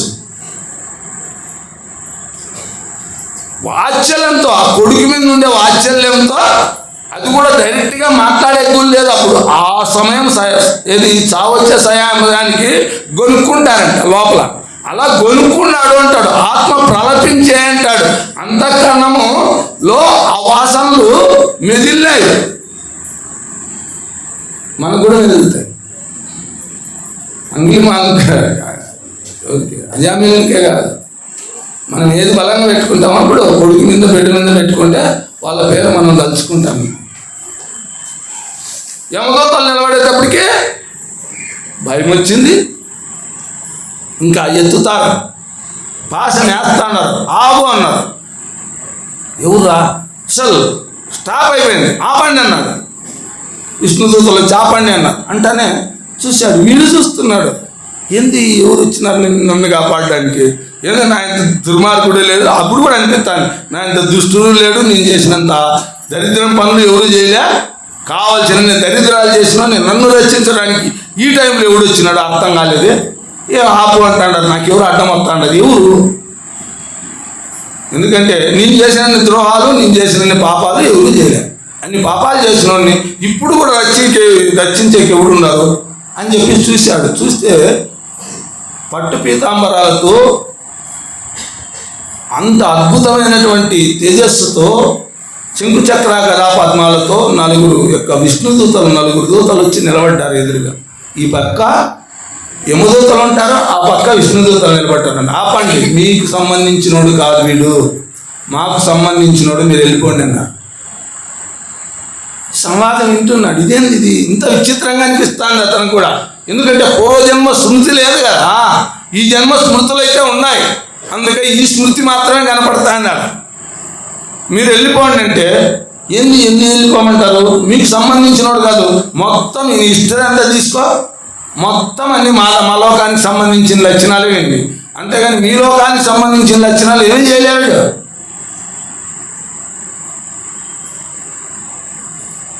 అయితే వాళ్ళన్నారు, వీడు ఎన్ని పాపాలు చేశాడా, ఏం చేశాడా, ఎన్ని జన్మల్లో చేశాడా, ఏం పాపాలు చేశాడా అనేది లెక్క కాదు.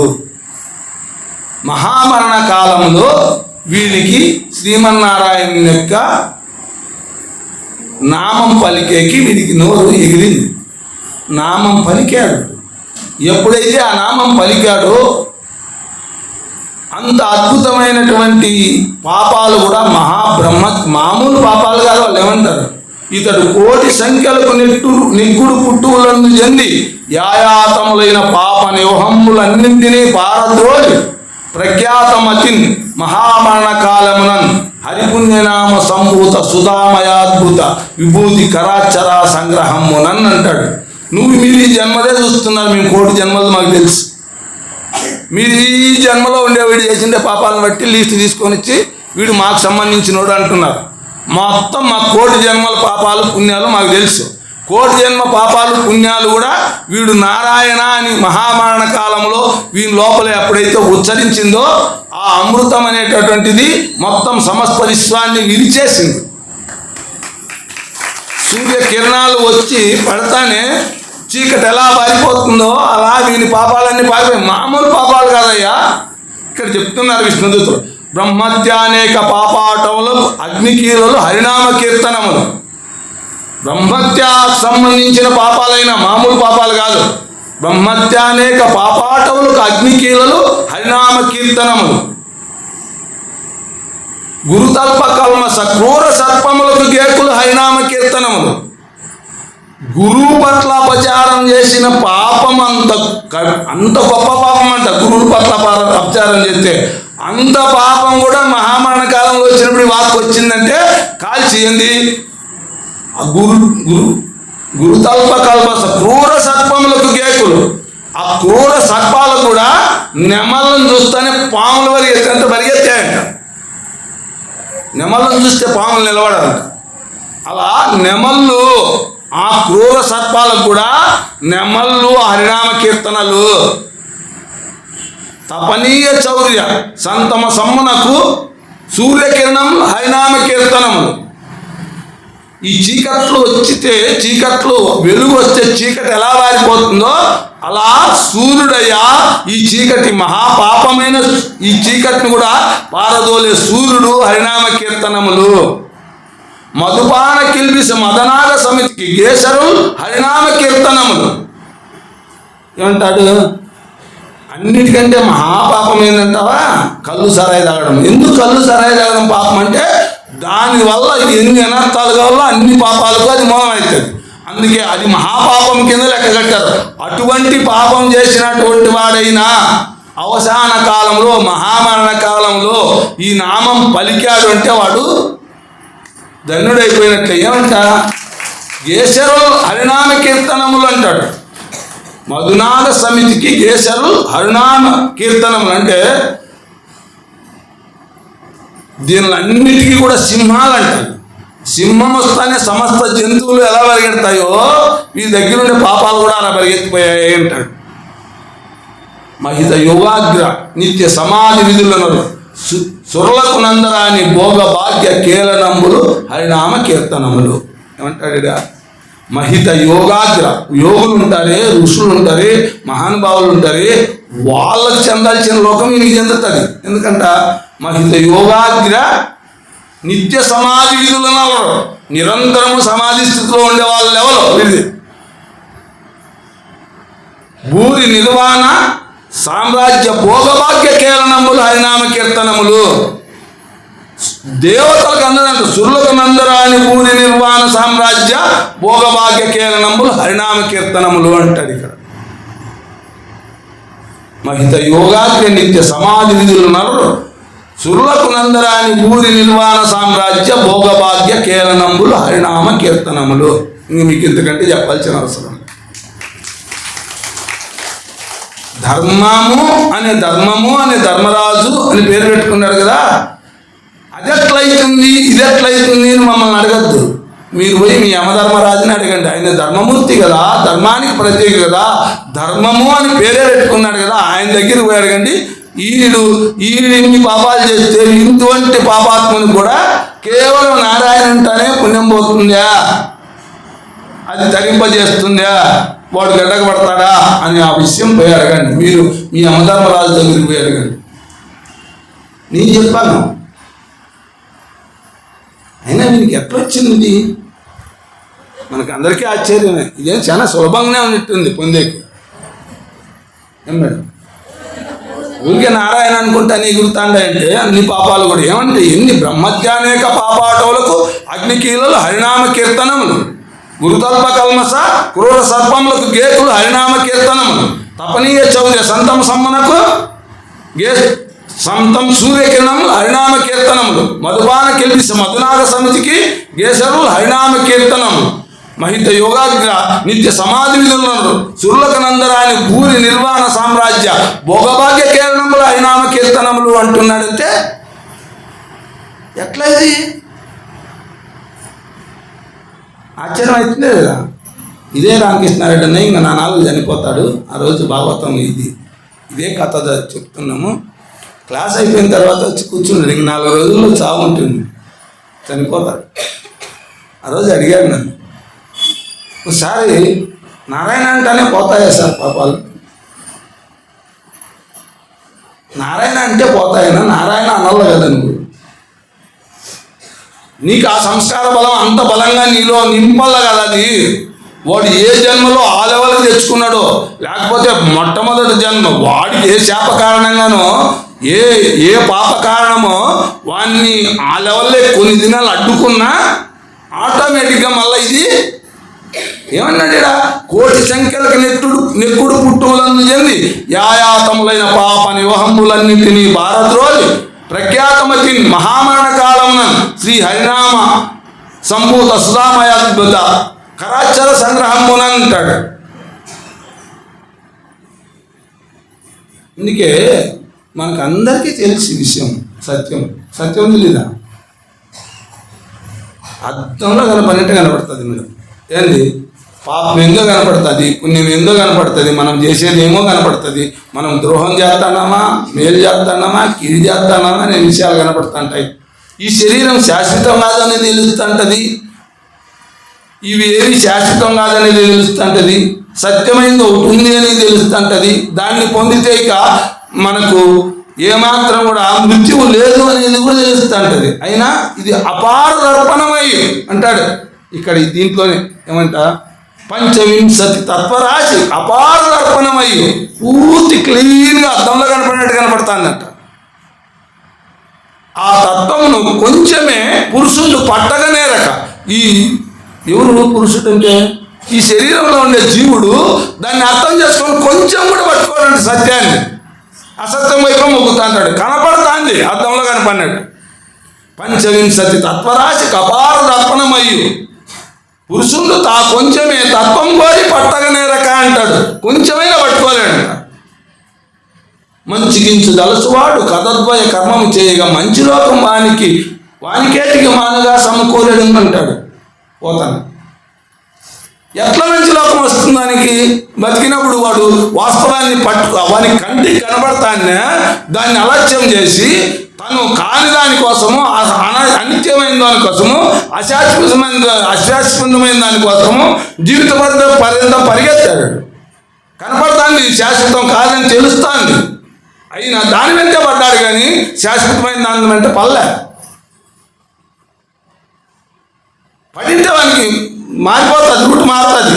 రూట్ మార్చినాడంటే వాడు మారుతాడు. రూట్ మార్చడే, కంటికి కనపడతానే కూడా అలక్ష్యం చేస్తాడే. అందుకు ఇలా చెప్పి ఇక వీడిని ఎవడు బాగు పెడతాడు? తెలిసి కూడా కథద్వయ కర్మము చేయగా మంచిగించు దలుచువాడు, మంచి చెడు తెలుసుకొని సత్యం తెలుసుకొని మంచిగించువాడు కథద్వయ కర్మం చేయగా మళ్ళా దానికి ఆపోజిట్లోనే పోతాడంటే ఎవడు బావాన్ని ఉద్ధరిస్తాడు? మంచి లోకం వీనికేటికి మానుగా సమకూరుడు. మంచి లోకం వీనికి ఎందుకు వస్తుంది? ఆ పాపం చేస్తే అది పాపము, అది నరకానికి పోతామంటే ఆ నరకానికి సంబంధించిన కర్మ చేస్తే వీరికి మళ్ళీ స్వర్గం ఎట్లా వస్తుంది? ఇదేం కథ? జ్ఞానమా, తత్వమా, ఏంది ఇది? ఏముంది దీంట్లో? కేవలం కథ. ఒక్కొక్క పద్యంలో ఎంత జ్ఞానం వడబోసాడు. సింపుల్గా కథను అడ్డపెట్టుకొని మనకు ఎంత నడిపిస్తున్నాడు. ఇలా చెప్పేప్పటికీ ఇక వాళ్ళు మీరు మళ్ళా వెళ్ళిపోండి అన్నాడు. వాళ్ళు వెళ్ళిపోయారు. యమధర్మరాజు దగ్గరికి పోయి వాళ్ళు పోయారు. వీళ్ళని నీకు టైం ఇస్తున్నాము, విష్ణుదూతలు వైకుంఠానికి తీసుకుపోలేవు, నువ్వు వెంటనే నీకు మార్చుకుంటే కొంచెం టైం ఇస్తున్నా, ప్రాయశ్చిత్త కర్మ అంటారు. నీకు ప్రాయశ్చిత్తం చేసుకోవడానికి, ఈ పాపానికి ప్రాయశ్చిత్తం చేసుకోవడానికి ఈ జన్మలో నువ్వు చేసిన ప్రాయశ్చిత్తం, నువ్వు పూర్వజన్మలో చేసుకున్న పుణ్యఫలము, ఆ గొప్ప పవరు నీకు ఇప్పుడు అడ్డపడ్డది. నువ్వు దీన్ని దృష్టిలో పెట్టుకొని నువ్వు ఇప్పుడు నీ జీవితాన్ని మలుచుకోవాలి. అది నీ చేతుల్లో ఉంది. ఇప్పుడు వెంటనే నువ్వు ప్రాయశ్చిత్త కర్మ చేసుకో. ప్రాయశ్చిత్త కర్మ అంటే ఏమంట ప్రాయశ్చిత్తం అంటే చేసిన తప్పులు తను గుర్తించి దానికి విరుగుడు, దాన్ని చేసిన కర్మలకు విరుగుడు చేసుకోవాలి. ఇప్పుడు ప్రాయశ్చిత్త కర్మలని కాశీయా ప్రసాద్ పోయితే చెప్తారు. వాళ్ళకు చదివే మంత్రాలు మనకు తెలియదు, కానీ వాళ్ళు ఏం చెప్తారంటే ఈ కర్మ చేస్తే ఇంత, ఈ కర్మ చేస్తే ఇంత, ఈ చెడు కర్మ ఇది, ఈ చెడు అమ్మన్న గంగా స్నానం చేసే ముందు చేపించే ముందు అవన్నీ చెప్తా అంటే అవి మనకు అర్థమైతే అమ్మయ్యా అన్నీ నాలో ఉన్నాయి, ఇన్ని ఉన్నాయి, అమ్మయ్యా భగవంతుడా అని చెప్తే అప్పుడు భగవంతునికి సరెండర్ అవుతామంట, దాసోహం అవుతామంట. అప్పుడు గంగా స్నానం చేపిస్తారు, ప్రాయశ్చిత్తం చేపించి. ఆ ప్రాయశ్చిత్తం వల్ల అక్కడ మనకు అది పూర్తిగా తొలగిపోకుండా కొంతవరకు తొలుస్తాను. ఆయన డైరెక్ట్గా అనుకున్నాడు, ఇది ఇప్పుడు నేను తరించాలంటే నన్ను తరింపజేసే వాళ్ళు ఈ ప్రపంచంలో ఎవరు ఉండరు, భగవద్భక్తులు మాత్రమే. వాళ్ళ కాళ్ళు పట్టుకొని వాళ్ళ పంచాన్ని చేరితే తప్ప ఈ టైంలో, ఈ కొద్ది టైంలో నేను మార్చుకోలేను, నన్ను తరింపజేయలేరు.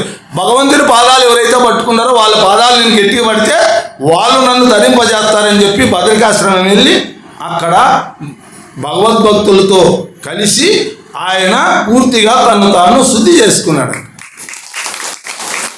ఇక్కడ ఈయన సీన్ ఎట్లుంది, ఆడ చేసుకునే ఆయన ప్రయత్నంలో ఆయన ఉన్నారు. ఇక్కడ యమదూతలు పరిగెత్తారు, యమధర్మరాజుతో చెప్పారు, స్వామి ఇదేం విచిత్రం, అన్ని పాపాలు ఉన్నాయి, మన చిట్టా అంతా మా చేతికి ఇస్తే ఆ చిట్టా తీసుకొని పోయి వాణ్ణి తేలని పోతే అక్కడొచ్చి విష్ణుదూతలు అడ్డుపడుతున్నారు, ఏమిటి ఇది కథ, అధికారం మనదే వాళ్ళదే, జీవుని తీసుకొచ్చేది, వాళ్ళు ఎందుకు వచ్చి మధ్యలో జోక్యం చేసుకుంటున్నారు, వాళ్ళు ఎక్కువ పవర్ అయిన వాళ్ళ, మనం ఎక్కువ పవర్ అయిన, మన అధికారమా వాళ్ళ అధికారులా, నైనా వాళ్ళు వచ్చినారంటే దానికి కారణం ఉంటుంది, మీరంతా కూడా దీని విషయం వినాలి రాళ్ళని చెప్పి అంటాడు. ఎవరిని తీసుకురాలా, ఎవరిని తీసుకురాకూడదు మాకు అయోమయం అయిపోతుంది ఇప్పుడు ఈ పరిస్థితిని బట్టి. ఇన్ని పాపాలు చేసినాడు కూడా నారాయణ అంటానే వాని పాపాలన్నీ పోయినాయని వాళ్ళు అంటున్నారు, అయిపోయింది అమృతం తాగినాడు వానికి సావు లేదంటున్నారు, ఏమిటి కథ ఇది. దేవతలకు కూడా దేవతలు అమృతం తాగిన వాళ్ళు కూడా పవిత్రులు కాదు, వీడు అంతకంటే పవిత్రుడు, నారాయణ అన్నోడు పవిత్రుడు అంటున్నారు వీళ్ళు. ఏం చేయాలంటే అప్పుడు చెప్తాడు, ఎవరిని మీరు తీసుకురావాలా, మేము ఎవరు తీసుకురాకూడదు, మాకు అర్థం, మాకు ఎవరు మన ఖాతాలో ఎవరు ఉంటారో వాళ్ళని చెప్పు. వాళ్ళు చెప్పి లాస్ట్ పరిస్థితుల్లో చెప్తాడు, ఎకశక్కమునికైనా ఇందిరారమని బలకంగా లేని దుర్భాషితులను, కలలోనైనా శ్రీకాంతు సత్పాద కమలములు చూడని కర్మదృశుల, నవ్వుచునైనా కృష్ణ ప్రశంసకు జమిదేర్పనరని దుష్కథాప్రవణుల, యాత్రోత్సవమునైనా ఈశుని గుడత్రోవ తొక్కగలేని దుష్ఫలను, పరమ భాగవతుల పాదధూళి సమస్త తీర్థసారమనుచు తెలియలేని వారి వారి వారి వారి చేరిన వారి తొలత గట్టుదెండు దూతలారా.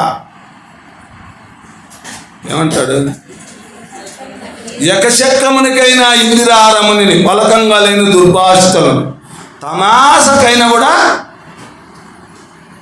నారాయణ నారాయణ ఎవరన్నా అంటే తమాసాడే కూడా నారాయణ అన్నా అది పుణ్యం ఖాతాలో పడిపోతుంది. రామారామ అన్నా కృష్ణ కృష్ణ అన్నా వాళ్ళని జాంతాన్ని ఆడుకుంటారు, అది తమాసగా ఆడుకుంటానే పడిపోతున్నాను. ఎకశక్కమునికైనా ఇందిరారముని పలకంగా లేని దుర్భాషితులు, వాళ్ళు ఎకశక్కంగా నామాలు పలుకుతాడంటే వాళ్ళ జోలికి పోవద్దు అంటున్నాడు ఇక్కడ యమధర్మరాజు. వాళ్ళ జోలికి పోవద్దండి, ఎందుకంటే వాళ్ళు విష్ణునికి ప్రియులైతారు, విష్ణువుకి ప్రియమైన వాళ్ళ జోలికి మనం వెళ్ళకూడదు, ఆ నారాయణ ప్రియులు వాళ్ళ జోలికి నువ్వు వెళ్ళొద్దు అంటారు. ఎకశక్కమునికైనా ఇందిరారమని పలకంగా లేని దుర్భాషితులను, కలలోనైనా శ్రీకాంతు సత్పాద కమలములు చూడని కర్మదృశులు. ఇడున్నా కూర్చొనిన్నాము, ఆ నారాయణ నీ యొక్క రూపాన్ని మనసులో అయినా తెచ్చుకుంటాం, ఎప్పుడైనా ఆ రూపాన్ని తెచ్చుకుంటాం. ఎవరు మన పిల్లల రూపాలను తెచ్చుకుంటుంటాము, మనం ఎన్నో విషయాల రూపాలను మన మనసులోకి వస్తుంటాయి, భగవంతుని రూపం మాత్రం మనలోకి రాదు.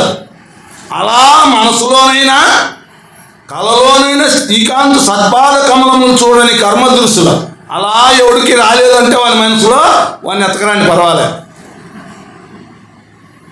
నవ్వుచునైన కృష్ణ ప్రశంసకు చెవిదార్పనేది దుష్కథా ప్రవణులు, నవ్వులాటకైనా ఏదో భాగవతం జరుగుతుందంట, ఏదో తాళ్ళలోంచే తిందాము అని నవ్వులాటకైనా వచ్చి కూర్చునే వాళ్ళని కూడా పట్టకరాద్దంటాడు. ఎందుకంటే వచ్చి కూర్చున్నాడు, వన్ చెవుల్లోకి అది పడింది, అది ఇన్నలేదంటాడు. ఏంది ఉంటుందిలే, వాళ్ళు పొద్దుబాక ధ్యాన కేంద్రంలో కూర్చొని వాళ్ళు పొద్దువాని మాట్లాడుకుంటారని వెళ్ళిపోయింటారనుకో, వాళ్ళని ఎత్తకరాండి, ఏం పర్వాలేదు. దుష్కథా ప్రవణులు యాత్రోత్సవమునైనా ఈశుని గుడుత్రోవ త్రొక్కగలేని దుష్పదులను అంటాడు. ఎంత ఇప్పుడు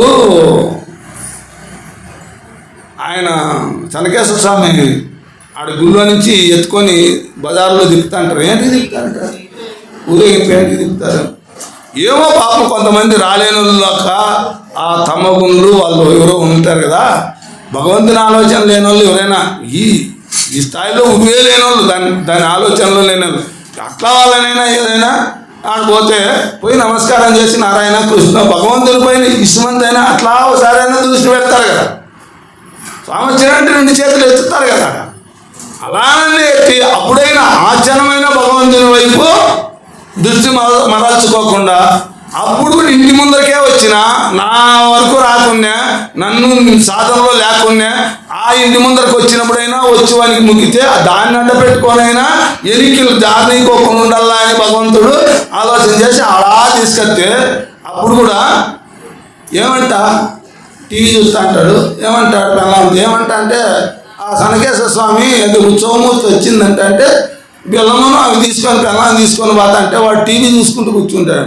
అప్పుడు కూడా భగవంతుడు వచ్చి వరా సరేలే కూర్చో పాపం ఏదో నీ పిల్లమన్నా ఏదో భీము గల్లి వేస్తుంది, ఆ పుణ్యాన్ని కట్టుకొని నువ్వు అంతస్తు కట్టుకో అని చెప్పి ఆశీర్వదించి పోతాడు. అప్పుడు కూడా కరుణే ఆయనకు, ఎందుకంటే నీ ఇంట్లో నుంచి అదైనా వస్తుంది, ఏదో నీ భార్యను నువ్వు చేసుకుని పుణ్యం ఏదో ముందు జన్మలో ఉంది, అటువంటి భార్య దొరికింది. లేకపోతే ఆయన కూడా ఈ మాదిరి టీవీ కాడ అతుకుపోయినట్టే ఇది నీ దిక్కుగా లేకుండా నీకు ఇదన్నా ఒక పుణ్యం ఇంకో అంతస్తు కట్టుకోరని ఆయన అని చెప్పి ఆశీర్వదించి పోతాడు. యాత్రోత్సవమైన నీసుని గుడుత్రోవ తొక్కగలేని దుష్పదులను పరమ భాగవతుల పాదతులు సమస్త తీర్థ సారమనుచి తెలియలేని వాళ్ళ పాదాలకు అంటుకున్నటువంటి ధూళి, ఎవరైతే భగవత్ చింతనలో ఉంటారో, ఎవరైతే భగవంతుని గురించిన మననం చేసుకుంటూ ఉంటారో, ఆ వాస్తవాలను సత్యాన్ని గురించిన చర్చ చేసుకుంటూ ఉంటారో, ఎవరి మైండ్లో అయితే అది తిరుగుతూ ఉంటుందో వాళ్ళ పాద ధూళి సమస్త తీర్థాలు తిరిగితే ఎంత పుణ్యం వస్తుందో వాళ్ళ పాద ధూళి తగిలితే కూడా అంత పుణ్యం వస్తుంది.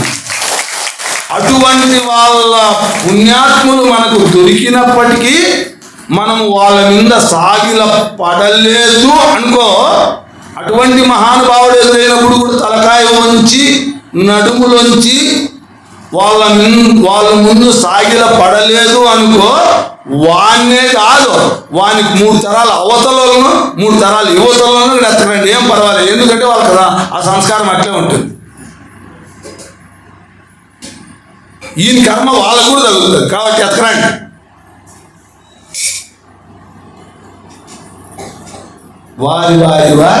వారి చేరిన వారి వాళ్ళతో అడుగులు చెప్తాంటారు. ఆడు కూర్చొని ఆడ సెంటర్లో కూర్చొని పొద్దువాని అడుగులన్నీ చేసుకుంటూ కూర్చుంటారు. భగవంతుని విడిచిపెట్టి అసుర సంధ్య వేళ మహత్తరమైనటువంటి అసుర సంధ్య వేళ భగవత్ చింతన తప్ప మిగతా ఇతరత్ర ఏమి ఉండకూడదు అంటారు. ఏది తినకూడదు, తాగకూడదు, నిద్రపోకూడదు. ఆ టైంలో కేవలం దైవచింతనే అంటారు. అటువంటి దైవచింతన చేసే టైంలో అనవసరమైన మాటలు మాట్లాడుకుంటూ, అనవసరమైన దానిని చింతిస్తూ, అనవసరమైన ప్రసంగాలు చేసుకుంటూ, టీవీలు చూసుకుంటూ, సినిమాలు చూసుకుంటూ, ఇటువంటి వాళ్ళని ఏం ఆలోచన చేయించిన పనిలే. వాళ్ళనే కాదు, వాళ్ళ ముందు తరాలను ఎనుక తరాలను కూడా ఎత్తకండి, ఏం పర్వాలేదండి. వారి చేరిన వారు పరమ భాగవతుల పాదలుని సమస్త తీర్థ సారమనుచు తెలియలేని వారి చేరిన వారి తొలతగట్టు దెండు దోతలారా అని చెప్పి చెప్తే యమదూతలకు క్లారిటీ వచ్చి, ఇక దీనికి విరుద్ధంగా ఉండే వాళ్ళ జోలికి మాత్రం ఇప్పుడు రాలేదు, ఇవన్నీ చెప్పినాడే, వీళ్ళని ఎత్తకరామన్నాడే, నేను చెప్పిన లక్షణాలకు వ్యతిరేకం ఉంటుంది. లక్షణాలు కూడా ఉన్నాయి, అవి చెప్పే ఇప్పుడు మనకు టైం లేదు కాబట్టి ఇంక చెప్పలేము, టైం అయిపోయింది. ఈరోజు కథ తాళి వస్తే ఇంకా 10 నిమిషాలు లేట్ అయితే 5 నిమిషాలు లేట్ అవుతుంది, అప్పుడు అయిపోయింది అనుకోద్దండి. కాబట్టి ఈ దోతలు ఇడిచిపెట్టే కూడా లేదు. ఇడిచిపెడితే మనం కూడా వాళ్ళకోలేక వాతాం ఎవరుకోలేక వారి వారి వారి వారి చేరిన వారి తొలతగట్టి రెండు దోతలారా అన్నట్లు మనం కూడా ఆ దోతలు ఎంటబడతారు. ఏం ఆ 10 నిమిషాల కోసం ఆ దోతలకు చిక్కల్లా. కాబట్టి దాని ఆలోచన కూడా చేయొద్దండి. పెట్టింటే పోతుందో ఏదో పూరినో ఉప్మానో ఏదో పెట్టి తినిపోయింది కదా ఈ మహానుభావుడు చాలేదు అనుకోద్దాన్ని. అసలైన మన అంకిడితో వచ్చేది ఇది. కాబట్టి మనం దానికోసము అలా ఆయన అయిపోయింది, ఆయన కథ అయిపోయింది. ఆయన అక్కడ పూర్తిగా ఇది హరిభక్తులతో మాటలు ధరనెన్నడి చెడని పుణ్యధనముల మూటలు పరముక్తి కాంతి తేటలు నర్చిత్వర్గంబు చూడని అరుదకు కోటలు అంటారు. ఈ ప్రపంచంలో ఎవరైనా మనల్ని ఉద్ధరించగలిగే వాళ్ళు ఎవరైనా ఉండాలంటే వాళ్ళు భగవద్భక్తులే. వాళ్ళతో సహవాసమే మనం ఉద్ధరిస్తుంది. వాళ్ళ దగ్గర మాట్లాడే మాటలే, వాళ్ళ దగ్గర కూర్చున్నప్పుడే మనకు జ్ఞానోదయం అవుతుంది. వాళ్ళ ద్వారా మనం వాస్తవాన్ని తెలుసుకుంటాము. మనం ఎవరో మనకు అర్థమవుతుంది. మన స్వరూపాన్ని మనం పొందగలుగుతాం. లేదంటే భగవంతుడు కరచరణాలతో వచ్చి మనకి జ్ఞానం ఇవ్వలేడు. అది గురువుల యొక్క ద్వారానే మనకు అందాల్సి ఉంటుంది. సర్వశాస్త్ర జ్ఞానాన్ని అంతఃశాస్త్రాల్లోనూ జ్ఞానం అంత జ్ఞానము ఉన్నప్పటికీ ఆ జ్ఞానం మనకు రావాలంటే మనకి ఎవరు తోడు? గురువుల యొక్క తోడే. ఈరోజు వ్యాస భగవానుడు అది చేయకపోతే మనమంతా కూడా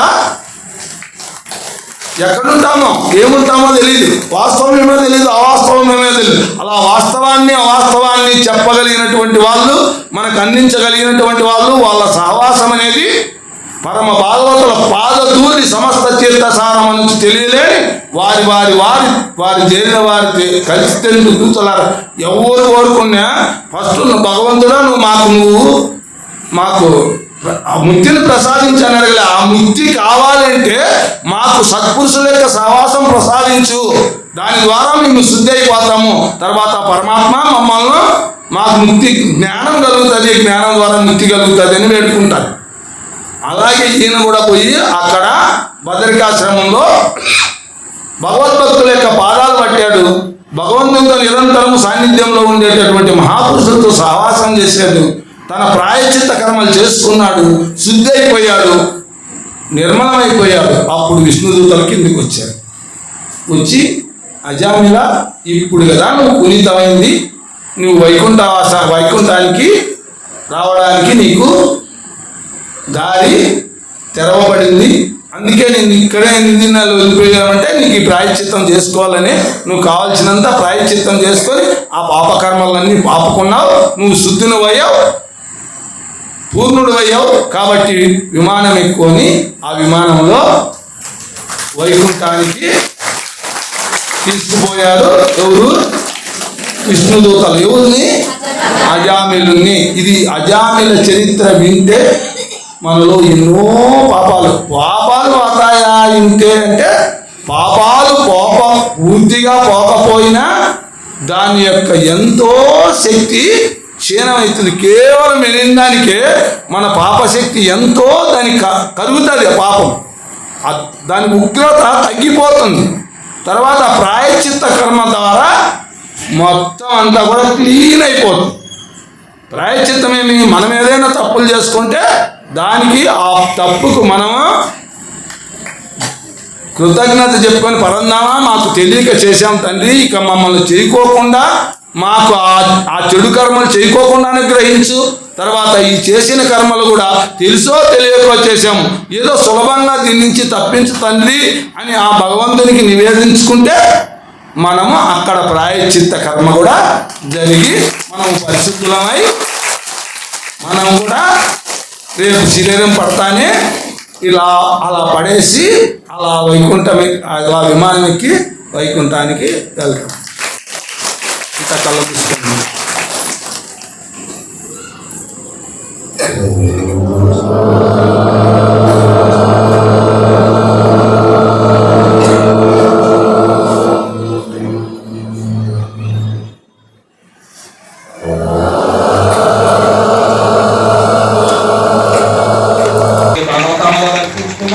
అలాగే రామాయణ మాత కళ్యాణ్ గారితో ధన్యవాదాలు అర్పించుకున్నాం. అలాగే మహాభారత మాత కళ్యాణ్ గారితో ధన్యవాదాలు అర్పించుకున్నాం. అలాగే వేదమాత గట్టిగా క్లాస్తో ధన్యవాదాలు అర్పించుకున్నాం. అలాగే ప్రకృతి మాత గట్టిగా క్లాస్తో ధన్యవాదాలు అర్పించుకున్నాం. అలాగే ఉపనిషత్తులు గట్టిగా క్లాస్తో ధన్యవాదాలు అర్పించుకున్నాం. అలాగే బ్రహ్మసూత్రాల గట్టిగా క్లాస్తో ధన్యవాదాలు అర్పించుకున్నాం. అలాగే వ్యాస భగవాన్ గట్టిగా క్లాస్తో ధన్యవాదాలు అర్పించుకున్నాం. అలాగే సుత భగవాన్ గట్టిగా క్లాస్తో ధన్యవాదాలు అర్పించుకున్నాం. అలాగే శంకర భగవాన్ గట్టిగా క్లాస్తో ధన్యవాదాలు అర్పించుకున్నాం. అలాగే కోటనామార్కులు గట్టిగా క్లాస్తో ధన్యవాదాలు అర్పించుకున్నాం. అలాగే వాల్మీకి మహర్షి క్లాస్తో ధన్యవాదాలు అర్పించుకున్నాం. అలాగే గురుదేవులైన పితామహ పత్రిజీ గారి గట్టిగా క్లాస్తో ధన్యవాదాలు అర్పించుకున్నాం. అలాగే భూలోక సూక్ష్మలోక కాలంలోక మహాకారంలోక మార్గాలు అందరికీ గట్టిగా